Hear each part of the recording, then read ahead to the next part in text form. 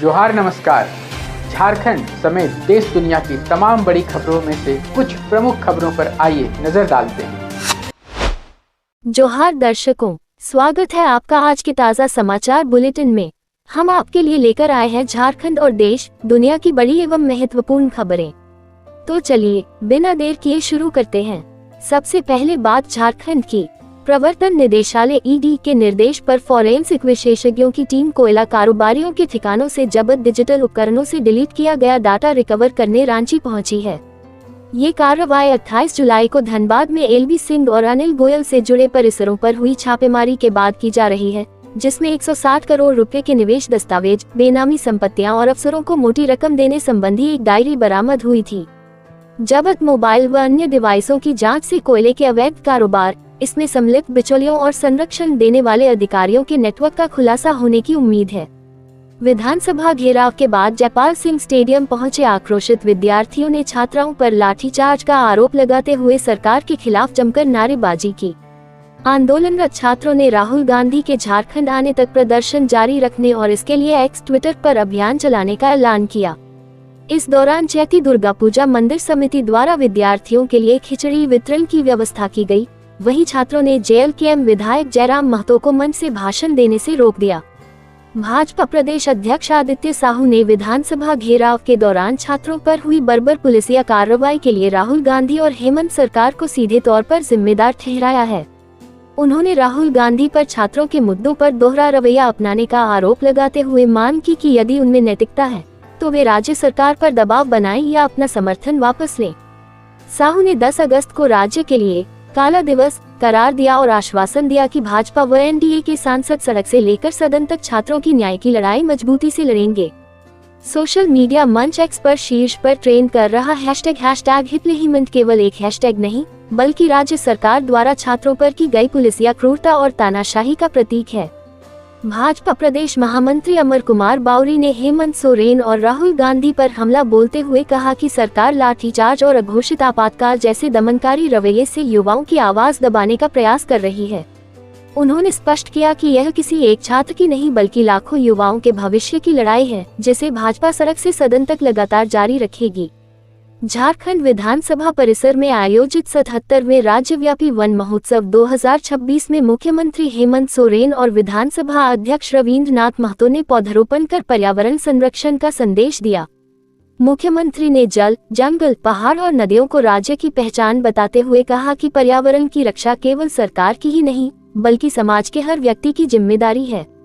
उन्होंने पौधरोपण के साथ साथ पौधों की नियमित देखरेख, कटाई रोकने और गंभीर होते जल संकट से निपटने के लिए वर्षा जल संचयन पर विशेष जोर दिया।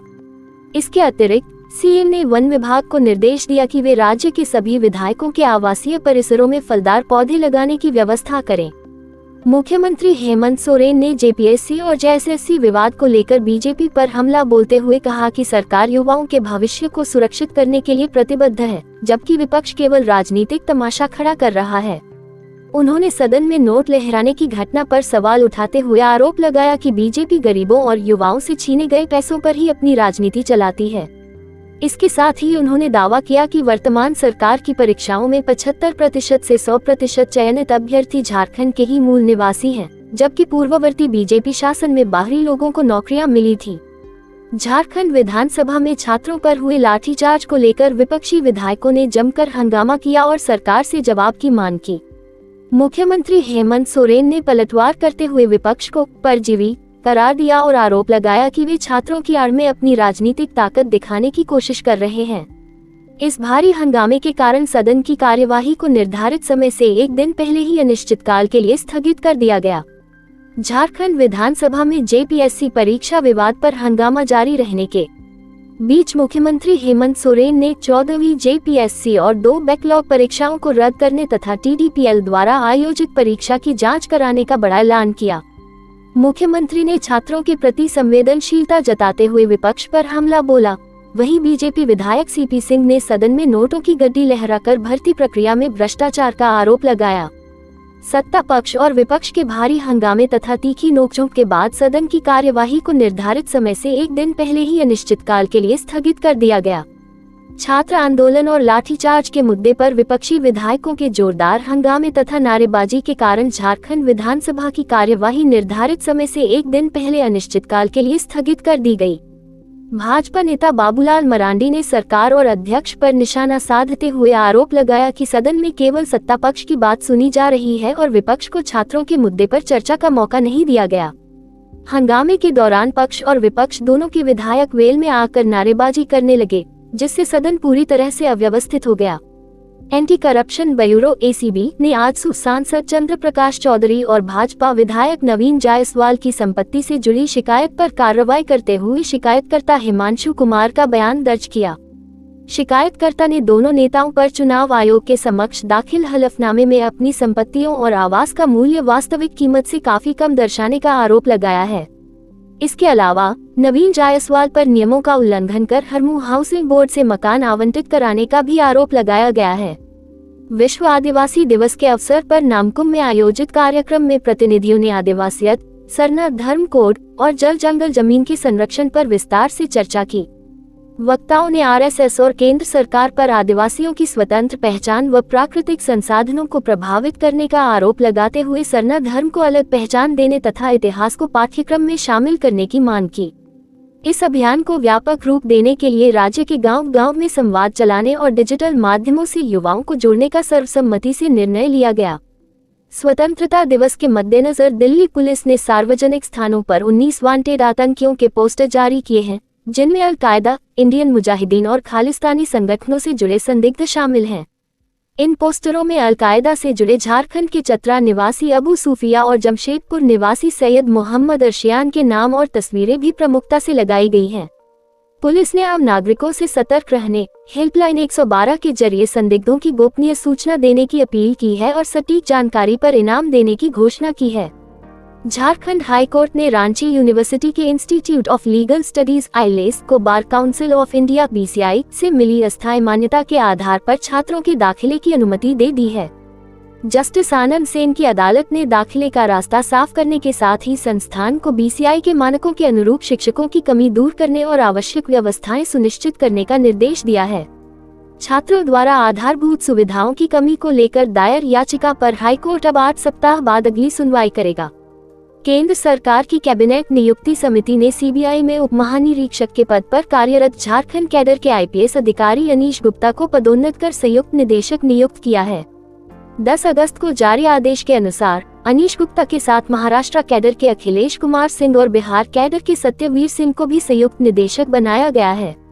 इस मंजूरी के साथ ही सीबीआई में उच्च स्तरीय स्तर पर इन 3 वरिष्ठ अधिकारियों की पदोन्नति का रास्ता साफ हो गया है। पश्चिमी सिंहभूम चाईबासा में ऑपरेशन नवजीवन 3 के तहत 10 लाख रुपए के इनामी जोनल कमेटी सदस्य सालुका कायम समेत 4 नक्सलियों ने सुरक्षा बलों के समक्ष आत्मसमर्पण किया। आत्मसमर्पण करने वाले नक्सलियों के पास से AK-47 इंसास राइफल, भारी मात्रा में कारतूस और अन्य सामग्री बरामद की गई है। पुलिस अभियानों, नए सुरक्षा कैंपों और सरकार की पुनर्वास नीति से प्रभावित होकर वर्ष 2025 से जुलाई 2026 तक कुल 49 नक्सली आत्मसमर्पण कर मुख्यधारा में शामिल हो चुके हैं। अब देखिए राष्ट्रीय एवं अंतर्राष्ट्रीय सुर्खियां। अमेरिकी सुप्रीम कोर्ट द्वारा 2025 का आदेश खारिज होने के बाद राष्ट्रपति डोनाल्ड ट्रंप ने 2 नए कार्यकारी आदेशों के जरिए बर्थ टूरिज्म रोकने और धोखाधड़ी, आतंकवाद या कूटनीतिक पृष्ठभूमि से जुड़े लोगों के बच्चों की जन्मजात नागरिकता सीमित करने के प्रयास तेज कर दिए हैं। हालांकि नए आदेश में सामान्य H-1B, H-4 वीजा धारकों का सीधे उल्लेख नहीं है, लेकिन विशेषज्ञों के अनुसार इससे दूतावासों और अप्रवासन जांच के दौरान सख्ती बढ़ने तथा भारतीय प्रवासियों के प्रभावित होने की संभावना है। अमेरिकी संविधान का 14वां संशोधन फिलहाल अमेरिका में जन्मे सभी बच्चों को नागरिकता का अधिकार देता है, जिसे लेकर उठे इस घरेलू नीतिगत विवाद से भारत अमेरिका के द्विपक्षीय संबंधों पर कोई प्रभाव नहीं पड़ेगा। राष्ट्रपति डोनाल्ड ट्रंप ने ईरान द्वारा मांगी गई सैन्य क्षतिपूर्ति को खारिज करते हुए पलटवार किया है कि ईरान को खुद पिछले 50 वर्षों में हुई मौतों और नुकसान के साथ साथ हालिया संघर्षों का मुआवजा अमेरिका को देना होगा। ट्रंप ने होर्मुज जलदमरू मध्य पर अमेरिकी नौसेना के 100% नियंत्रण और स्टील की दीवार जैसी नाकाबंदी का दावा करते हुए स्पष्ट किया कि भविष्य की किसी भी कूटनीतिक बातचीत में अमेरिका की यह जवाबी मांग शामिल रहेगी। 1979 की क्रांति, 1983 बेरूत हमले और इराक युद्ध से लेकर 2026 के वर्तमान संघर्ष तक में हुए अमेरिकी सैनिकों व नागरिकों के नुकसान को अमेरिका ने इस मुआवजे की शर्त का मुख्य आधार बनाया है। ईरान से संभावित खतरे के मद्देनजर जुलाई 2026 में नाटो सम्मेलन के दौरान तुर्की से ब्रिटेन जाते समय अमेरिकी राष्ट्रपति डोनाल्ड ट्रंप को कैटरिंग ट्रक के माध्यम से गुपचुप तरीके से C-32A सैन्य विमान में शिफ्ट किया गया था। मीडिया और सुरक्षा के लिहाज से भ्रम डिकॉय पैदा करने के लिए राष्ट्रपति के पुराने नीले सफेद एयरफोर्स 1 विमान का इस्तेमाल किया गया, जिसने वास्तविक लोकेशन छिपाने में मदद की। रिपोर्ट में कतर द्वारा दिए गए नए एयरफोर्स 1 विमान की सुरक्षा प्रणालियों पर भी सवाल उठाए गए हैं। हालांकि व्हाइट हाउस ने सभी सुरक्षा मानकों को उच्च स्तर का बताया है। यमन के ईरान समर्थित हूती विद्रोहियों ने बाब अल मंदेब जल्दमरू मध्य में एक कार्गो जहाज पर हमला किया, जिसमें 3 क्रू सदस्यों, 2 पाकिस्तानी और 1 इंडोनेशियाई की मौत हो गई। ये हमला लाल सागर और अदन की खाड़ी को जोड़ने वाले इस महत्वपूर्ण समुद्री मार्ग पर हुआ, जिससे क्षेत्र में व्यापारिक जहाजों की सुरक्षा को लेकर एक बार फिर गंभीर सवाल खड़े हो गए हैं। हूतियों द्वारा किए गए इस हमले ने अंतर्राष्ट्रीय शिपिंग और व्यापारिक मार्गों पर समुद्री सुरक्षा की चिंता को और बढ़ा दिया है।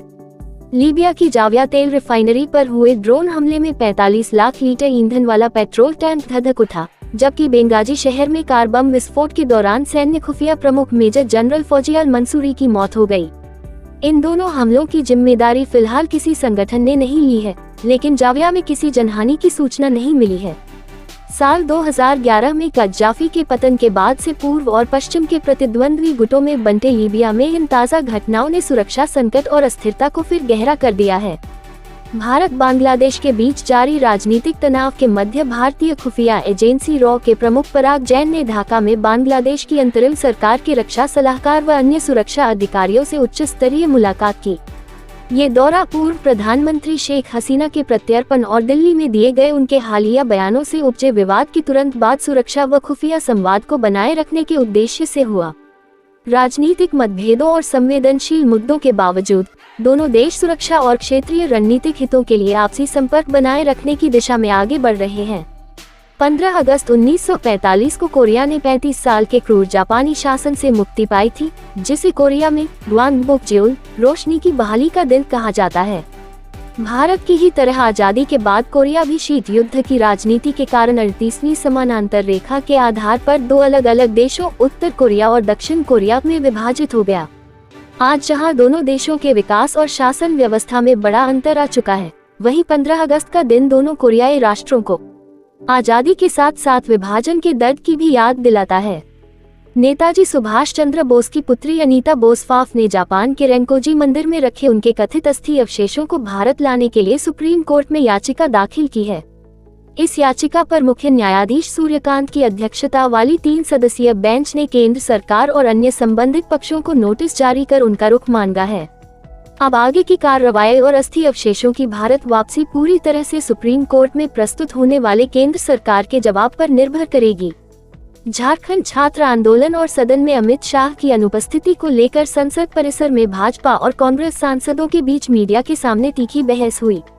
कांग्रेस नेता पवन खेड़ा ने भाजपा पर हमला बोलते हुए आरएसएस को डरपोक बताया और केंद्र में अपनी सरकार आने पर संघ को समाप्त करने का विवादित बयान दिया। छात्र आंदोलन से भड़का ये राजनीतिक विवाद अब संसद के बाहर दोनों दलों के बीच सीधे टकराव और सियासी घमासान का रूप ले चुका है। विपक्ष और धार्मिक अल्पसंख्यक समूहों की चिंताओं को देखते हुए केंद्र सरकार विदेशी अंशदान विनियमन संशोधन विधेयक 2026 को समीक्षा के लिए संसद की संयुक्त समिति जेपीसी के पास भेजने पर विचार कर रही है। इस विधेयक के मुख्य प्रावधानों में लाइसेंस रद्द होने पर एनजीओ की संपत्तियों को सरकारी प्राधिकरण में जमा करना, रिन्यू न होने पर उन्हें जब्त करना तथा सजा की अवधि को 5 साल से घटाकर 1 साल करना शामिल है। विधेयक में धार्मिक स्थलों के स्वरूप को सुरक्षित रखने और सरकारी फैसलों के खिलाफ अदालत में अपील करने का अधिकार भी दिया गया है।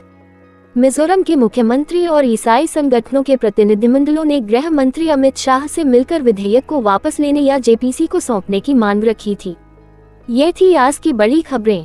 अगर आप ऐसे ही अपडेट्स पाना चाहते हैं तो हमारे यूट्यूब चैनल को सब्सक्राइब करें, फेसबुक पेज को लाइक करें और इस वीडियो को लाइक एवं शेयर जरूर करें। फिर मिलेंगे अगले बुलेटिन में। तब तक के लिए जोहार और नमस्ते। कैसी लगी आपको हमारी ये खबर, ये हमें कमेंट बॉक्स में लिखकर ज़रूर से बताएं। और ऐसे ही नवीनतम ताज़ा अपडेट्स, खास खबरों से रूबरू बने रहने के लिए बने रहें हमारे संग। कैमरा के पीछे से मेरा सहयोग कर रहे अजय महतो, आनंद चौहान के साथ मैं यजत पिंटू रांची।